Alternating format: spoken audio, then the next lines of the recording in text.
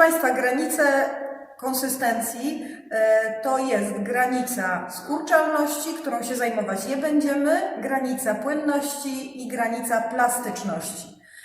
Granice płynności zgodnie z normą ISO i zgodnie z normą polską możemy wykonywać dwoma metodami. Metodą Casagrande i metodą penetrometru stożkowego. Przy obu tych metodach najpierw należy przygotować grunt. Tutaj mam grunt, który został pobrany, przywieziony. On jest już lekko wyschnięty, bo leży tutaj z powodu kwarantanny oczywiście. Powinniśmy badać grunt świeży, ale w takim zadaniu szkoleniowym nie ma większego znaczenia. Z tego gruntu musimy wykonać pastę gruntową, czyli musimy dodać do niego odpowiednią ilość wody i usunąć z niego większe ziarna. Zgodnie z normą polską usuwamy ziarna o wielkości powyżej 2 mm, natomiast zgodnie z normą europejską usuwamy ziarna wszystkie poniżej 0,4 mm. W jaki sposób wykonujemy tą pastę gruntową? Niestety jest to proces długotrwały, w związku z tym ja teraz pokażę tylko, na czym on polega, natomiast mam już przygotowaną pastę gruntową, na której będę wykonywać badanie. Grunt rozkruszamy tak drobno jak się da,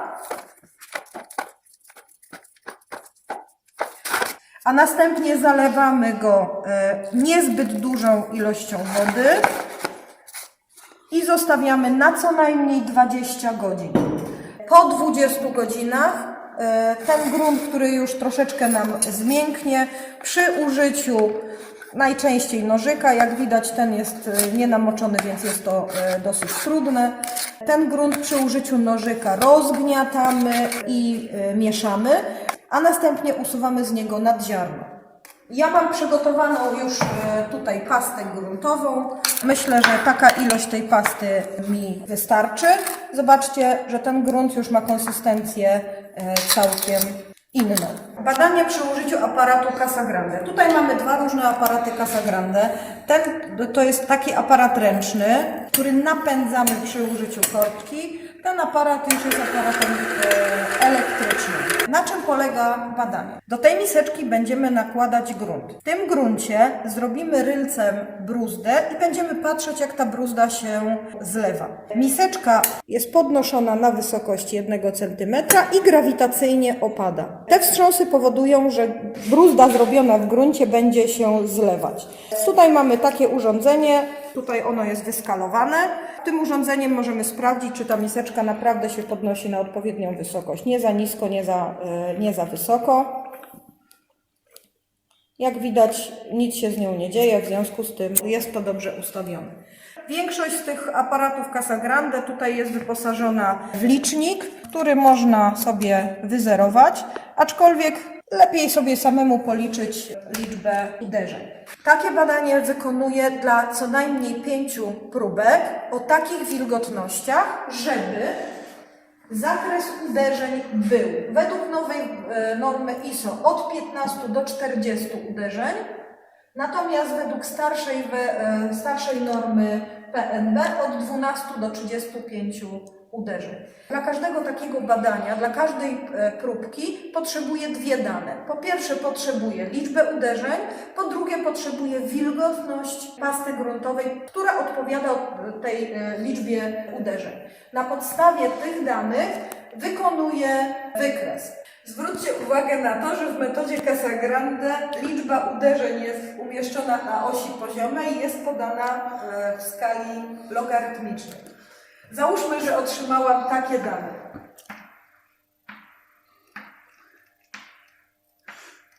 Takie punkty, a następnie wykonuję aproksymację liniową i z tej linii odczytuję dla liczby uderzeń równej 25, chyba trochę nie bardzo,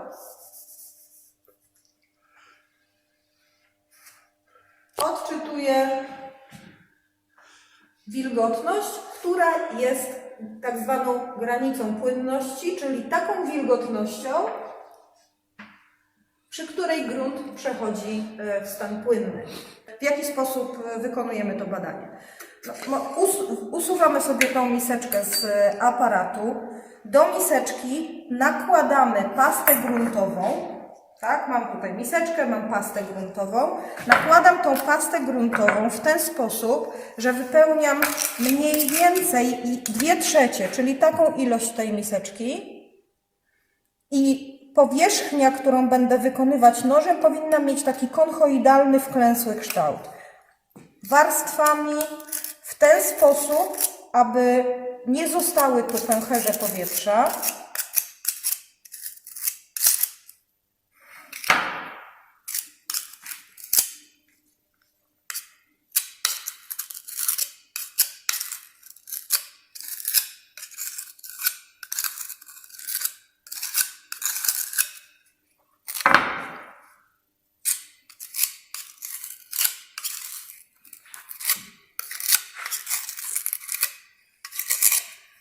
Taka napełniona miseczka powinna ważyć 210 gram plus minus 1 gram, więc sobie stawiam ją na wagę 220 prawie. Przesadziłam, muszę 10 gram ściągnąć.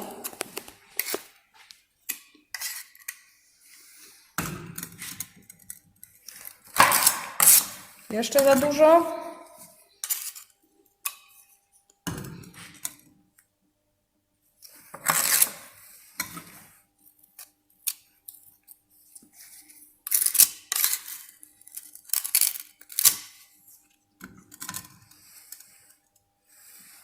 No i za mało.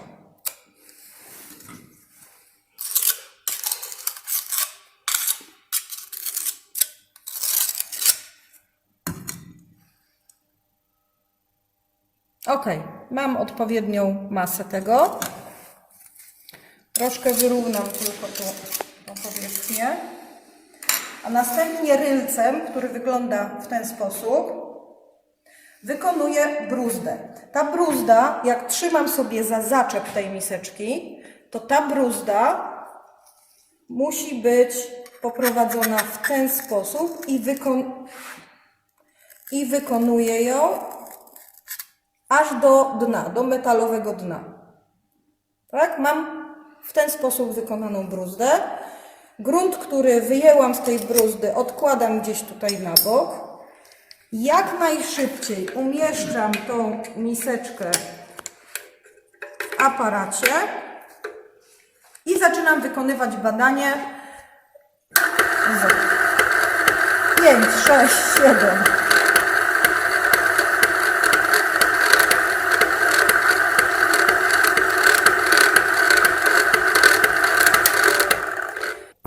Jak Państwo widzicie, nic nam się nie stało z tym gruntem. 40 uderzeń, czyli jesteśmy poza zakresem. Jaki z tego jest wniosek? Wniosek jest taki, że w tym gruncie jest za mało wody. Musimy zwiększyć jego wilgotność i przeprowadzić badanie jeszcze raz. No to co?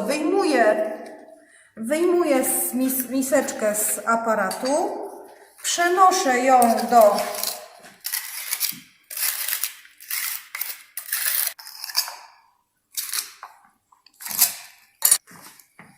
dodaję trochę wody.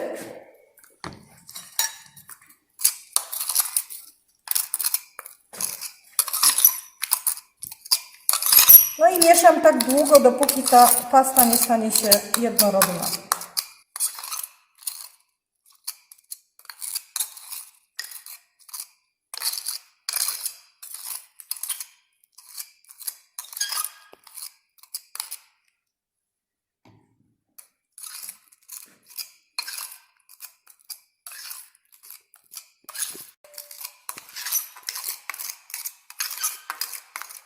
Ok, mam już grunt o całkiem innej konsystencji. Jeszcze raz nakładam go do miseczki. Znów warstwami, tak żeby nie zostawały bąble powietrza w środku. No i znów musimy trafić w 210 gram.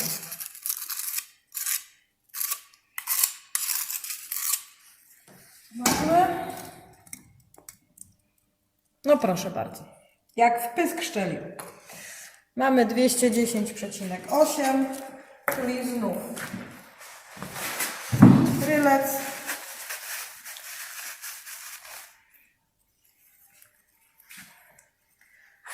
Znów trzymając zawias u góry, wykonuję pionową bruzdę, odkładam grunt z boku, umieszczam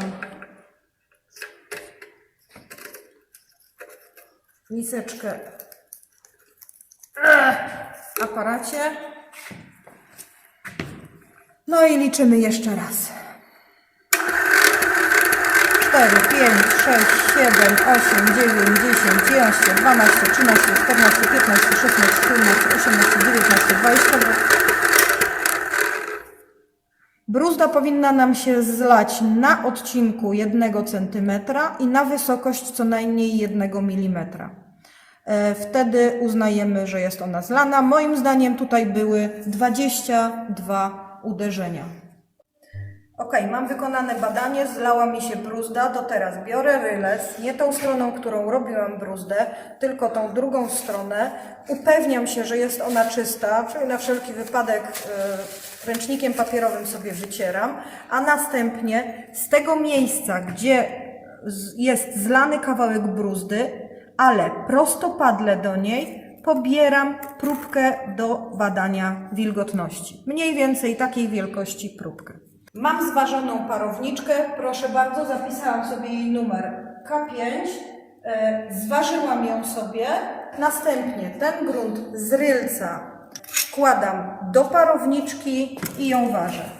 No i mamy tutaj 38,57, tak? Teraz tą parowniczkę z tym gruntem muszę sprawdzić, jaka jest wilgotność tego gruntu, więc wkładam ją do suszarki i suszę w temperaturze 105 stopni do stałej masy, czyli de facto przynajmniej kilkanaście godzin. Po tych kilkunastu godzinach przyjdę ją wyciągnąć z suszarki i sprawdzić, jaka będzie masa parowniczki z gruntem suchym. Proszę Państwa, takich badań, takich punktów muszę wykonać przynajmniej 5. Czyli do gruntu, który mam tutaj w tej miseczce, przekładam go z powrotem do pojemnika, w którym mieszałam go z wodą, a następnie albo dodaję wody, żeby zwiększyć jego wilgotność, albo dodaję gruntu, który miał mniejszą wilgotność, po to, żeby tą wilgotność tej pasty gruntowej, która jest w tej misce, zmniejszyć. Wykonałam sobie badanie granicy płynności dla jakiegoś tam gruntu. Na filmiku mieliście pokazane wykonanie jednego punktu, który nam nie wyszedł, i skuteczne wykonanie badania jednego punktu. I oprócz tego zrobiłam sobie 5 innych punktów, czyli mam razem 6 punktów pomiarowych. Następny dzień oczywiście poszłam sobie do laboratorium, poważyłam sobie parowniczki, które suszyły się w suszarce, no i otrzymałam jakieś tam wyniki. Co teraz z tymi wynikami mam zrobić? Moje wyniki wpisałam już sobie do arkusza w Excelu.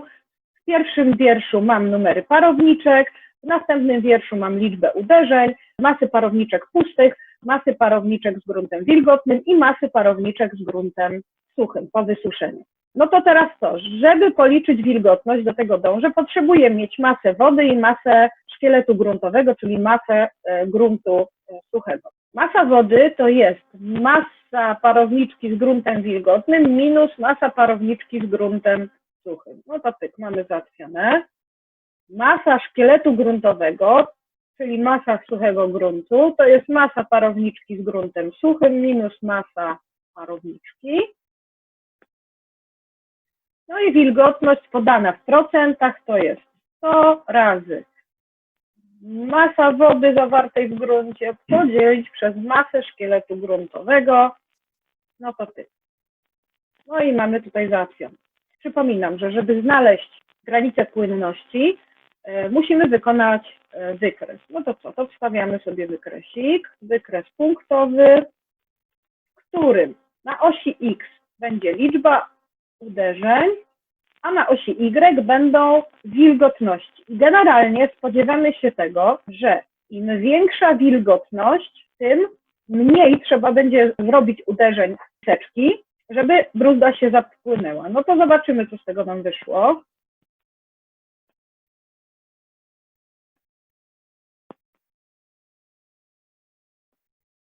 No na pierwszy rzut oka wygląda w porządku. Jest jeszcze jedna rzecz, mianowicie zgodnie z zasadami wykonywania tego badania, ten wykres powinien mieć oś poziomą, czyli oś X, wyskalowaną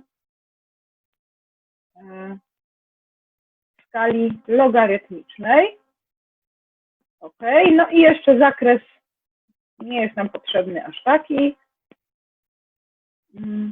My potrzebujemy wartości od 15, może być od 10 do 40, mówi norma, no to dajmy sobie do 50. No i teraz mamy taki zestaw punktów. Potrzebujemy sobie teraz wstawić linię aproksymującą, czyli dodajemy sobie linię trendu, oczywiście liniową. No i żeby ładnie to wyglądało, to już dajmy ją takim samym kolorem. Możemy jeszcze sobie opanować oś pionową, bo też nie potrzebujemy wartości od 0, tylko wystarczy nam od 10 do 50. No i wystarczy wyświetlanie nam liczb opozycji. No to teraz tak, mamy przeprowadzoną tą aproksymację, tyle tylko, że tutaj mamy oś wyskalowaną w formie logarytmicznej, to sobie usunę. No więc nie za bardzo wiem w tym momencie, gdzie jest to moje 25. Można to obejść w ten sposób, że dołożę sobie dodatkowy pakiet danych, czyli wartości na x będę potrzebowała 25, a tutaj sobie zrobię 10 i 50 i dołożę tak sobie taką serię danych.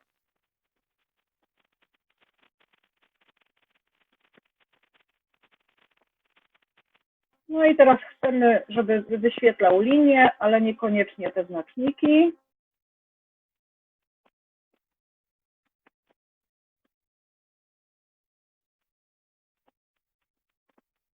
OK, no to mam linię i zobaczcie, wyszło mi idealnie przecięcie na wysokości równej 30%. Tu oczywiście powinno być to wyskalowane, ładniej to zrobione, ale generalnie mogę sobie już odczytać, że moja granica płynności wynosi 30%.